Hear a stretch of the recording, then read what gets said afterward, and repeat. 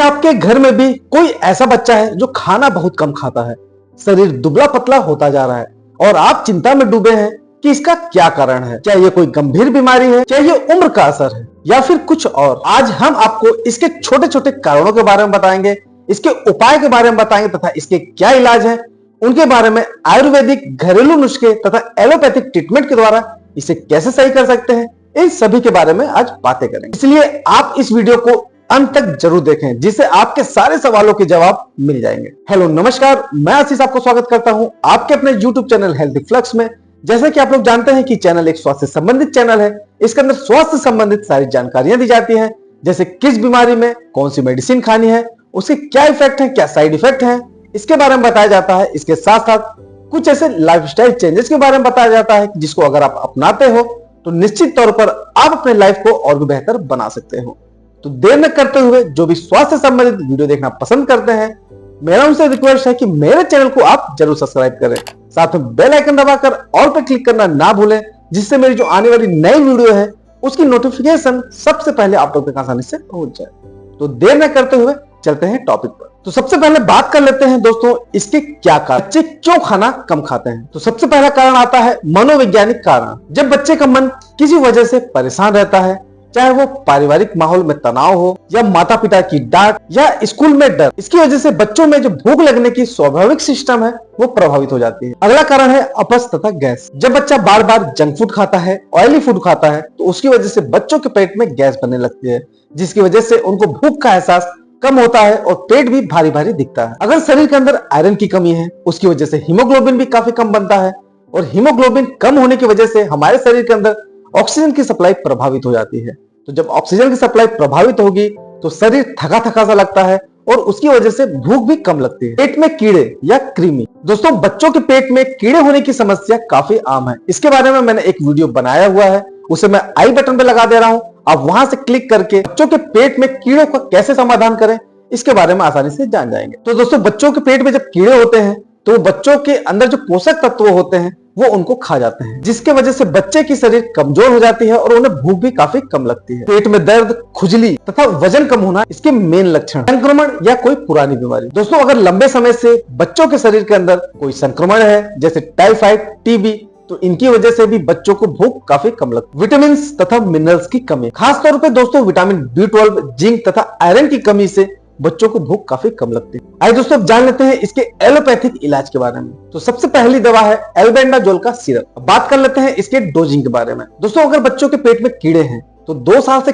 कम के बच्चों को 200 mg दिन में एक बार पिलाना चाहिए तथा 2 साल से ऊपर के बच्चों को 400 mg दिन में एक बार पिलाना चाहिए। अब ये दवा क्यों अच्छी है, आइए जान लेते हैं। ये कीड़ों के मेटाबॉलिज्म को ब्लॉक कर देती है, जिसकी वजह से कीड़े मर जाते हैं और शरीर से बाहर निकल जाते हैं। भूख बढ़ाने की दवा सिप्रोहेप्टेडिन का सिरप, जिसे आमतौर पर साइफोन के नाम से जानते हैं। 2 साल से लेकर 6 साल तक के बच्चों को 2.5 ml दिन में 2 बार पिलाना चाहिए और 7 साल से लेकर 12 साल तक के बच्चों को 5 ml दिन में 2 बार। अब ये दवा क्यों अच्छी है, आइए जान लेते हैं। ये दवा मस्तिष्क में यानी बच्चों के माइंड में भूख के सिग्नल को बढ़ा देती है, जिसकी वजह से बच्चों में खाने की जो इच्छा होती है वो जागृत हो जाती है। डाइजेस्टिव एंजाइम सिरप, इसकी जो कॉमन ब्रांड है वो एरिस्टोजाइम सिरप के नाम से जानी जाती है। इसकी भी डोज 2 से 6 साल तक के बच्चों में 2.5 ml दिन में 2 बार तथा 7 साल से लेकर 12 साल तक के बच्चों में 5 ml दिन में 2 बार पिलानी चाहिए। दोस्तों, ये सिरप भोजन को अच्छी तरीके से पचाने में मदद करती है। आयरन सिरप, ओरोफर या ऑट्रिन सिरप, इसकी डोज